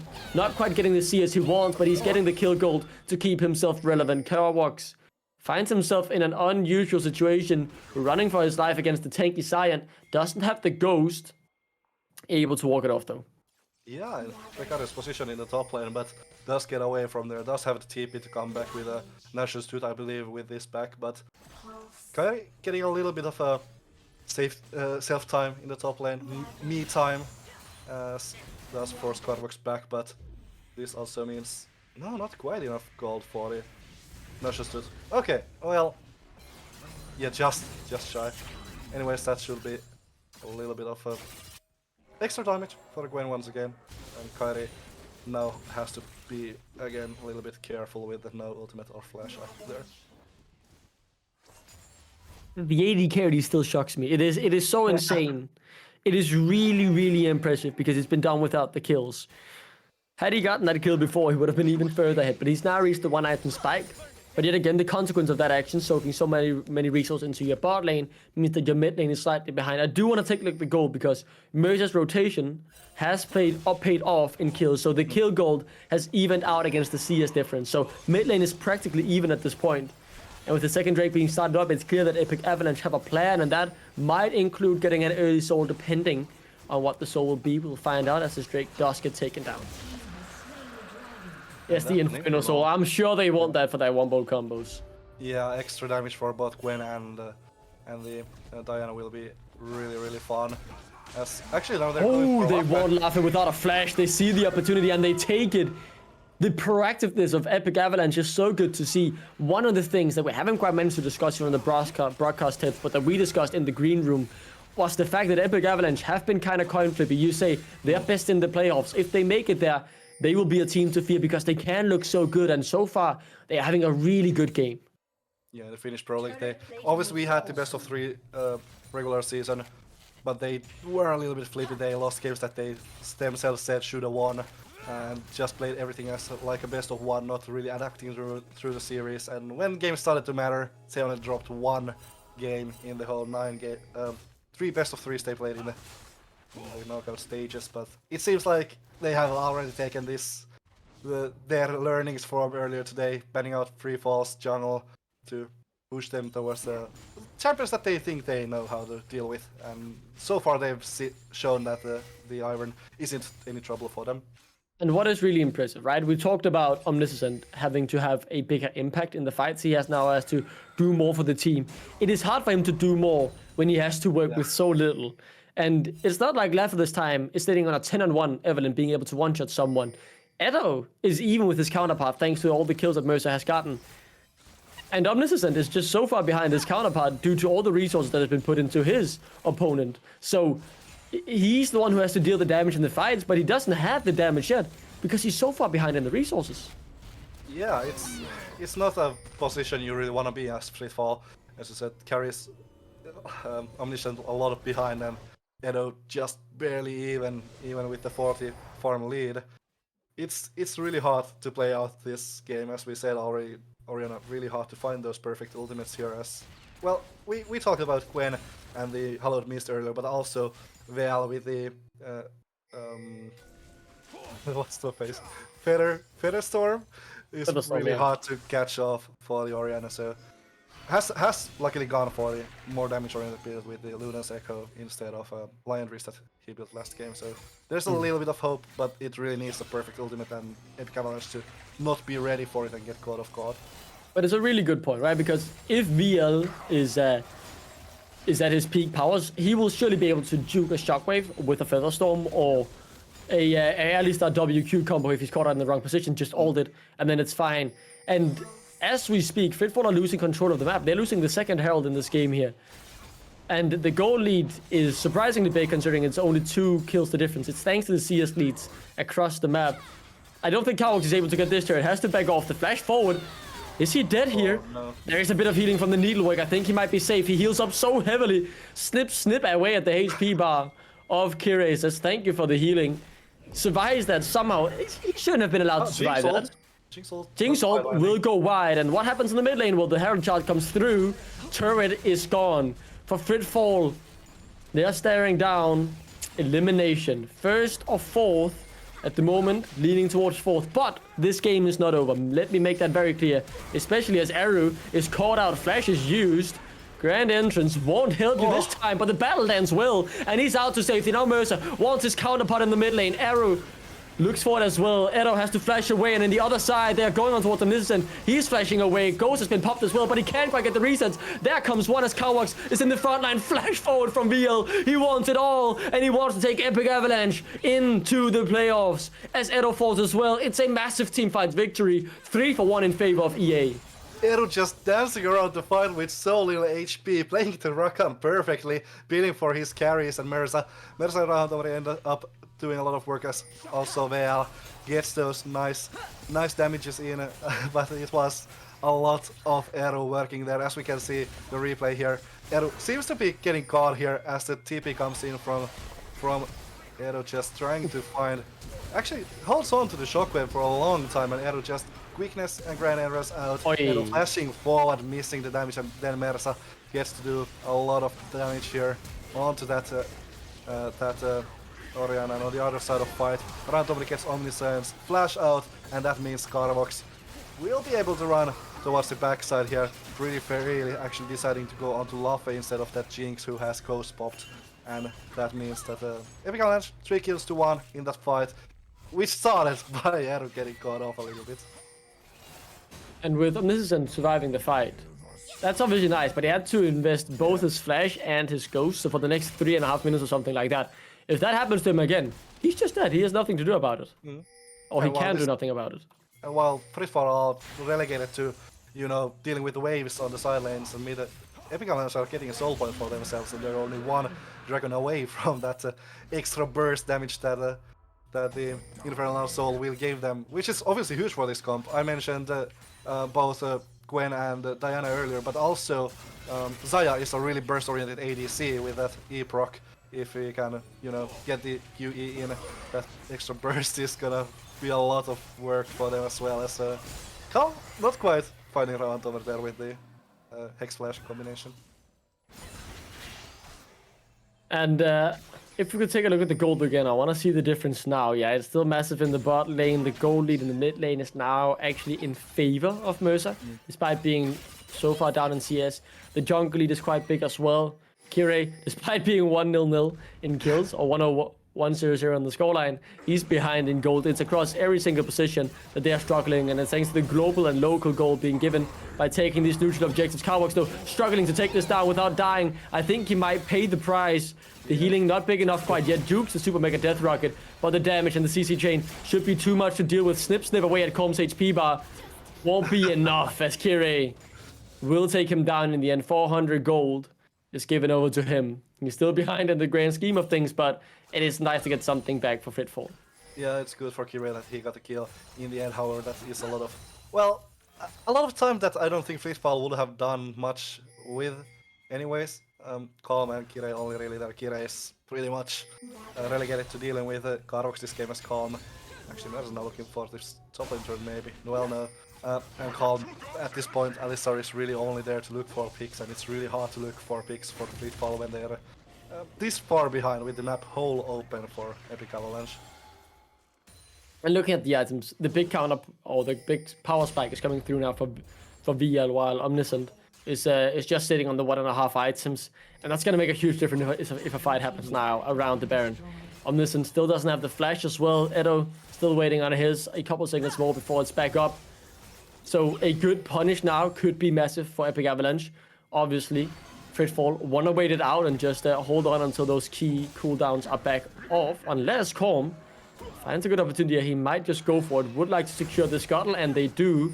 That gives them that extra bit of vision, extra bit of comfort, making sure that their opponents aren't starting up the Baron. Yep, that's an important unclearable vision for the next little bit, whilst Epic Avalanche will need to work around that one. Eru is a little bit caught off here, but does get the dance away. Yeah, the most sleepy champion in this game. Obviously does get away from there, but that does close the map a little bit down for Epic Avalanche, where they can look those picks now. 3 Drakes have been secured in the meantime. We completely missed that third one being caught up in the action and the thrill of things. And that now means it is sold in 2 minutes time for Epic Avalanche if they get it. Luckily for Fitfall, they should be able to take the fight. I'm not sure if Omniscient can get his second item. Same goes for Edo. I think he might be just needing a 500, 600 gold to get there. They are hitting the Baron now, but it is being seen on vision. Yeah. Maybe want to try and use their power spikes in the 2 items, but back off very quickly. Don't want to flip the game. Remember, win and you're in, lose and you're home. Fitfall get first or fourth, Epic Avalanche get third or fourth. Yeah, that is the name of the game, and like Epic Avalanche are really strong right now. They just need Carbox putting pressure on these side lanes to maybe draw a little bit of Fitfall powers and resources towards him, so the rest of Epic Avalanche can deal with the Baron Nashor. But they have sort of not the fastest available burn. Obviously, if you have a VL getting all those first in, then you sort of deal it quick-ish. But it's not like on-hit barriers or Cogmouse raining through that Baron. It's decently fast, but not the fastest around. Interesting to see also the bot side vision here highlighted by the observer for us. Fitfall don't really have much down there. Not much. That's a fair point to make. Not much vision in general, as the teams are more focused on clearing it out than placing it down. So, summoner spells on pretty much everyone is back. Everyone has all their summoners, to be precise. Yep. So this next fight could be massive. If Epic Avalanche get a big team fight win here, it's the Baron and the Drake and a massive goalie to boot. If Fitfall get a big fight here, they could get the Baron, deny the Drake, and claw back the goal difference and make this game even again. Fitfall forgetting about this top side. Carbox getting inhibitor turret push here, but they are going towards the turret, right? Yeah, they're going towards the bot side where Mercer is the target. But can Mercer look to turn it around? In this 1v2, he might have a way of getting something happen here. Yeah, that shockwave goes wide. This could be a massive disaster. And look who TP's in. Kirei wants to secure the Drake, but Carbox is just going to the base. He's uncontested. TP's back in from Edo, but look into the pit. What will happen here? Do they gonna go for the kill? Edo is the target. He does have the flash. Will use it instantly. That's not the shockwave, but Mercer falls. But he's on towards the Nexus, tanking the turrets. The Drake has been secured. I think Fitfall has won this overall as Omniscient is being taken down. No way to get out despite the flash and the ghost. They want VL, but he simply refuses to die as the Finns might not get the soul, but they break open the base. They win the fight as well. Calm the next target. The Baron will be the prize, or will they just go for the end? They can go for the end. It's 20 seconds. What am I waffling about? This could be the game-deciding fight. I think it might be over. Nah, they're not gonna flip it, understandably so, but the Baron should be in their sights. They're looking for at least 1 million turret, and in the end, I think it was Eru who stole the dragon. Epic Alliance did get it, as we see in the replay here. First off, Epic Alliance peeling off after they received TP from Kirei here, and they are just burning down the dragon as best as they can, while Epic Alliance, both mid laners sleeping in the base. But Eru is not actually taken care of by Fritfall. Eru uses quickness and goes for No way, I did not see this. He stole it I believe just... with his quickness. Yeah, He stole it with the quickness. That's insane.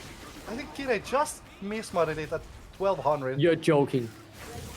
No way! You can't even see it when it's slowed down. That's the soul. I mean, I didn't even realize that during the fight. Wow. Yeah, and Epic was just cleaning this up afterwards. I don't know if they did end up going for Baron, but that's a lot of gold and the soul for EA there. And no, Baron is still alive, so hold on to your hashtag viewers for a moment. We have seen Finnish teams around this purple worm do weird stuff before, but for now, I'm cautiously lifting up my Finnish flag in here. I think you should be happy because you've gotten a 10,000 goal lead. You've got the soul in your pocket as well. You're feeling good. You're strong. You've hit your item spikes. Obviously, third item would be nice to get on the AD carry as well for VL. Baron is in your sights. You just need to close out one more fight and the game is over. All that stands between you and playoff is 2 Nexus turrets, but for Fritfall, can they stop this free fall they are experiencing right now out of the tournament, and can they bring themselves back? Remember, if Fritfall come back and win this game, they get the first seed. Will they steal it? Oh. No, it wouldn't. The observer bait just not showing us the HP bar. As that is the Baron for Epic Avalanche. The game is firmly within their grasp. As Steven Gerrard said, they do not let it slip now. It would have to be a catastrophical mistake for Epic Avalanche not to advance. Fritfall has to do some sort of magic trick I have never seen before, because this game looks done and dusted. It's gonna be rough to come back from here for Fritfall, that's for sure. As Carvox is also putting the bot inside. They're just... Fritfall don't know what they can do here, as actually Random taking a little bit of damage. Yeah, Random takes a lot of damage. Can they get the resets? Then maybe the Jinx can start carrying the fight, but no. They both just dash out. The front line won't be taken down. This time, Corm gets the... Oh my god! They just disappear! The Moonlight Vigil secures the game. It's done. It's dusted. Epic Avalanche will make it into the top 8. They are through. Tabs, you have a team in the quarterfinals.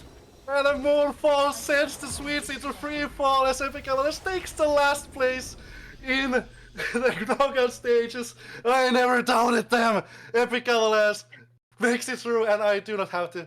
I mean, I never promised to sing to come to Freya, but hey, maybe one Hey Sverige would have been in place. But for now, it's the Finns on top. 2-0 against Sweden so far. Let's go.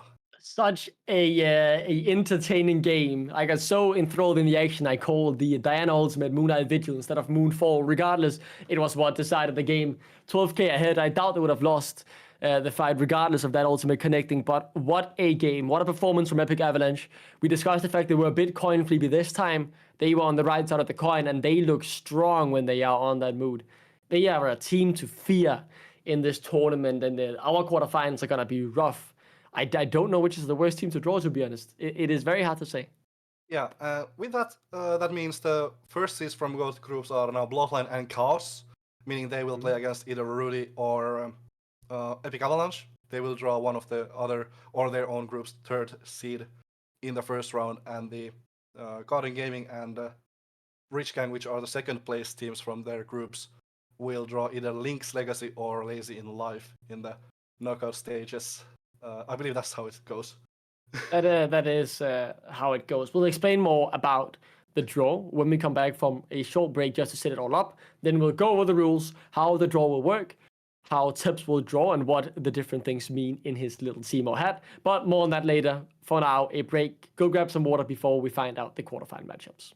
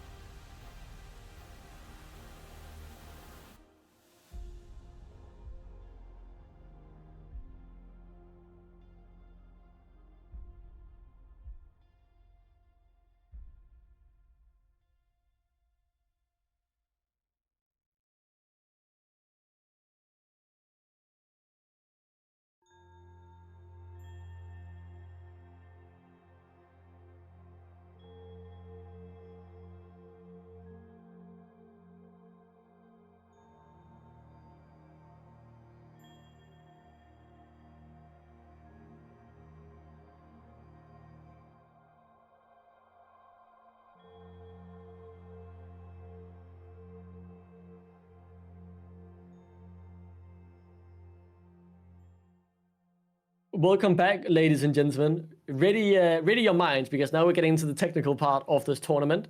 So before Tips start drawing out either A or B's from his hat in terms of who will be playing who, I will quickly go over how the bracket works. So we have a 8-team knockout stage. You're wondering, well, only 6 teams advanced from the group stages. That is because the 2 relegation teams from Division 2 have moved straight into the knockout bracket. That is the advantage they get from coming from Division 2. So in the upper side of the bracket, we have Lynx. In the lower side of the bracket, we have Lazy. And the first round of the knockouts will be best of 3. So that means, for example, on December 1st, we'll be playing both the Lynx game and the other game in the upper side of the bracket. When you then advance from the first round of games, it will be best of 5 from that up until the finals as well. So the semifinals and finals will be best of 5. It is a single elimination bracket, so there are no second chances. And first round, best of 3. I think that is all that needs to be said, but while we keep this up, I will explain how the draw goes as well. So, in Tips' hat, he has 3 A's and 3 B's. This correlates to the groups. The first thing we will draw is the first game, the match 1 against Lynx. Lynx will be playing against a second seed. So that means the first team that will be drawn out of Tips' hat will be playing against Lynx. So if he draws an A, Rich Gang will be playing against Lynx. If he draws a B, Garden Gaming will be playing against Lynx. After that is then done, the other team that hasn't been drawn will be seeded against Lazy. So that means if we draw, let's say, Rich Gang as the first team, they'll be playing against Lynx, while Lazy will automatically then get to play against Garden Gaming. After that is then done, we will move into drawing our second match. That is the first seed from either Group A or Group B, and then the third seed from either Group A or Group B. This will function in the same way. The first number or the first letter that Tips draws, be it that an A or an B, gets thrown into the upper side of the bracket, while the counterpart goes into the lower part of the bracket. I will explain it as we move along, so I think that will keep it easier. So while Tips is drawing, I will explain what the letters he draws means, and hopefully that makes it clear enough for all of us. After that, there will be a graphic as well that we can talk about and then discuss the matchups before we round out the day. So just before you draw Tips, to tell everyone again, if it is an A that is drawn now, it will be Rich Gang against Lynx. If it is a B that is drawn now, it will be Garden Gaming against Lynx. So, Tips, who will be playing against Lynx in the first match? Let's have our first draw from here. And that is the Group A will be going up against Lynx Legacy. So that means Rich Gang will be seated into the upper part of the bracket up against Lynx, one of the relegation teams from Division 2. This also means that the lone Danish representatives will be seated up against Lazy in live. A very exciting matchup there for sure, as Rich Gang will be playing against Lynx and Garden Gaming will be playing against Lazy in live. Now, just to reiterate yet again, the next letter that Tips will be drawing would be a first seed. This will either be Bloodline or Chaos. A for Bloodline, B for Chaos. They will be seated into the upper part of the bracket and will meet either Lynx or Rich Gang in the semifinals. So, Tips, please do draw. And that will be also Group A. So, yet another A drawn from Tips. That means that it will be Bloodline who will be moving into the upper part of the bracket. So, they will be in the upper part of the bracket. That means at the same time, Cows will be moving into the lower part of the bracket. Who they will be facing, we will draw soon. So, let me just yet again explain before Tips draws. If he draws an A now, it will be Ruddy Painkillers up against Bloodline. If he draws a B, it will be Epic Avalanche up against Bloodline. So, please do draw.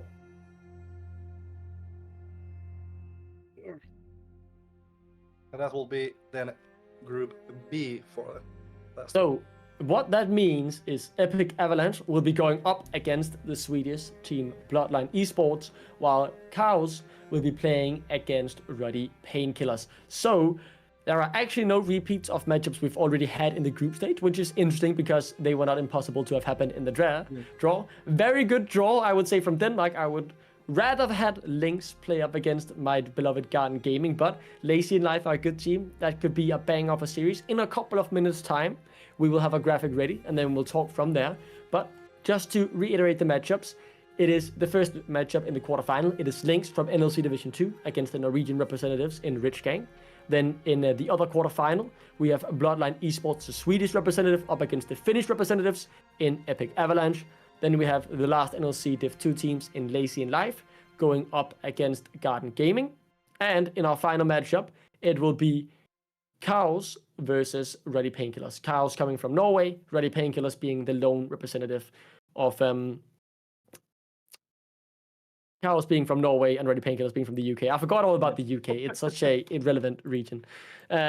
I'm sorry, all my UK fans. I don't think I have any UK fans with how much I disrespect them. But I love all the UK people regardless. They add good banter to this tournament. And I think, Tebs, we have had loads of good banter here. I want to ask you, as a Finn, how do you feel about your matchup? Epic Avalanche going up against Bloodline. I think out of the two, Ruddy and Epic Avalanche that Bloodline could have drawn, they drew the more harder matchup because we already saw Rounds GG, which was weaker than Epic Avalanche, take a map away from Bloodline, and also I think stylistically Epic Avalanche should match really well against Bloodline, so I think they also got a really favorable matchup compared to what they could have gotten. I think that one is going to be exciting, especially because we know Epic Avalanche can be really, really good, but they also have low lows. But you've told us they are better in the best of series, where they are allowed to have that one off game. They can have that here. So if they have two good games, I think they can beat Bloodline, but they can very much also lose. Bloodline is not a team to mess around with. For example, came back from a 10k deficit against Rich Gang, was so impressive. So that is one banger for sure. I want to move on to my beloved Danish team, Garden Gaming, who goes up against Lazy in Life. I do believe Lazy in Life has the same roster that made it to the top 4 of the Aurora Cup. That is a roster consisting of Faleo, Delitas, Ericsson, Eddie, and Gotzi. A roster, or not Eddie and Gotzi. Gotzi and Eddie are both Eddie carries. It is Sim in the support position. That is a roster that is strong, but do they have the momentum coming into this tournament? They've had a longer break up against Garden Gaming, who are in form. I think it's going to be close, but I would say, objectively speaking, Lazy in Life are the favorites, although I would obviously be going for the 2-0 for Garden Gaming. I trust my boys. Here we have the graphic. So, let me just mention the games again. It is Lynx versus Rich Gang, Bloodline versus Epic Avalanche, Lazy in Life versus Garden Gaming, and Chaos versus Ruddy Painkillers. Obviously, Tebs, you'll be highlighting the Epic Avalanche game as the game to watch because you're Finnish. I'll be highlighting the Garden Gaming game against Lazy because that's I'm a Dane, but if I were to put it objectively speaking, I think it is either Bloodline or Epic Avalanche or Chaos versus Ruddy who are the most interesting because both of the third seeds have shown ability to play up against first seeds in their group and play very, very well. But the question to me about the lower seeded teams in the Bloodline game and the Chaos game is, can they reach that level, or will their inconsistencies get the better of them? Yeah, given the quarterfinals are still best of 3, it means that if you have one bad game, that's okay, but 2 bad games, you're out. I think that sort of favors the Chaos and Bloodline. I think Chaos' today's game was a little bit of a, I don't want to say a blip, but it was, I think, a draft blip. That's not, Chaos has played a lot of really chaotic drafts, but I think today was a little bit of stepping over the test boundary, seeing just how far they can take it. I think against Rudy, they should be the clear favorites, but Rudy also has shown, in the UKEL that they can do a lot of damage against bigger teams. And I like that point because it's always, yes, Chaos are the favorite. I think Bloodline are the favorites going into Epic Avalanche again. Yeah, sure. But Riddle, or Ruddy, have shown great performances in the first 2 games. I called them Riddle again in last time I cast them. I'm very sorry to that, Ruddy. Great organization, by the way. But Ruddy, on the first game, they went 2-0, looked incredible. Then they had an 0-2 day, and then they clawed their way back in a close game against Round. So what level that Ruddy had, it's still very hard to say. And the same thing for me goes to Epic Avalanche because they've had some really, really good games where I'm like, yeah, this team could win the whole tournament. But I've also had games where I think this is a team that shouldn't make it out of groups. So it's all about, can these third seeds find their level, keep their high level of play that we know they have, or will their inconsistency get the better of them? And will they end up losing just 2 games? We are talking, asked about predictions from our production, and I don't want to show them because I had a bad day today. I went 0-2, but I do not care because the Swedish team got eliminated. Screw you, Sweden. At least I'm not the only one who had a bad day. Temporal and Brackish, the 2 UK people, they probably have a bad day all the time because they live in the UK. Regardless, though, they had a bad day with me. I mean, I'm not proud of this, but I don't care because Fritfall got eliminated. That's all that matters as a Dane here. And with my bet against Sleeper. Yeah, this is No perfect Uh, predictions, no, actually. no perfect predictions, which is a little bit surprising. But at the same time, Sleeper and Peter were the only ones who believed in free fall for the first game. So I think that tells all that you can really draw from these predictions. Obviously, they will be joining us for the knockout stages. So show a little bit of love for our Swedish colleagues as well. However, I'm surprised that no one got it. I'm very surprised no one got a perfect day as well. One thing I will say, looking at the matchups, I think I really have no idea what to expect from Lynx. I don't know their roster. I don't know if they're good or not, but I mean, Rich Gang's roster is just so good that I would expect them to beat everyone. I like the fact that we haven't updated this. Please do not update it. I don't need to see the fact that I've had a bad day. It is, luckily they haven't changed the bad day then, because that should be added to mine and Temporal and Brackishes. Regardless, I'm gonna enjoy it while we're here and enjoy the fact that I'm middle of the pack. It's been horrible for me in predictions. I've let my country down, just like DMG Esports did. That is something that happens. We Danes can both disappoint and surprise. Yeah, both of me and Carvis also. Yeah, it's not like the Finnish picks. I even counted for 42 Academy as a Finnish team because they played in the FPL. But they're a ladder representative. I'll go for the ladder representative this time around. But I think, yeah, it's going to be really exciting in the knockout stages. A lot of exciting games. Lynx, Lazy, both really not 100% sure on what we expect from those teams. But Bloodline EA, I'll leave that at one as a real banger. Sadly, I won't be able to watch it live. I think one of the last things I do want us to touch upon, Tips, before we round out the show is the stronger side of the bracket. Which side do we think got the strongest teams? I'm leaning towards top side because we've had Bloodline and Rich Gang who both look very strong. And then an Epic Avalanche who we know can be very strong if they find that consistent level. While the teams on the lower side of the bracket have been a bit more inconsistent, Chaos or Chaos, they've been experimenting a bit too much. Will they come back to bite them? Ruddy have been up and down. Garden Gaming have been up and down as well. So I think the top side of the bracket is the strongest in terms of consistency and strength, but the bottom side of the bracket, if the teams in that side of the bracket all find their consistency and find a high level they can consistently play at, that side of the bracket is just as scary.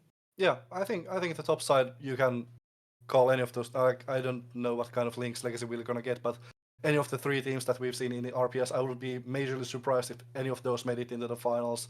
While from the bot side, maybe I'd say Chaos is a little bit of a favorite there, but at the same time, it's really interesting to see what kind of Lazy we get. What does Garden pick it up where they left off in this end of the group stages? It's going to be really interesting to see.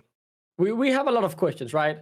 How good will Ruddy be? Will they find their form, or will they show their 2-0 form or their 0-2 form? Will Garden Gaming be able to keep my hope alive in the bet as well? Will Bloodline continue their good form, or will Epic Avalanche find their consistency and their footing in terms of their high level we know they can play?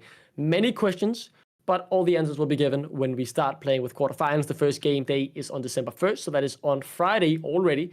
So get yourself prepared as we move into the Christmas round of games. The knockouts will be exciting. We're about to find two teams who will jump into the NLC Division 2 when the bracket stage is completed. So thank you so much for watching today, Tips. It's been a joy being here with you for two very exciting games. Thank you so much for joining us for both the games and the draw. We'll see you all on Friday.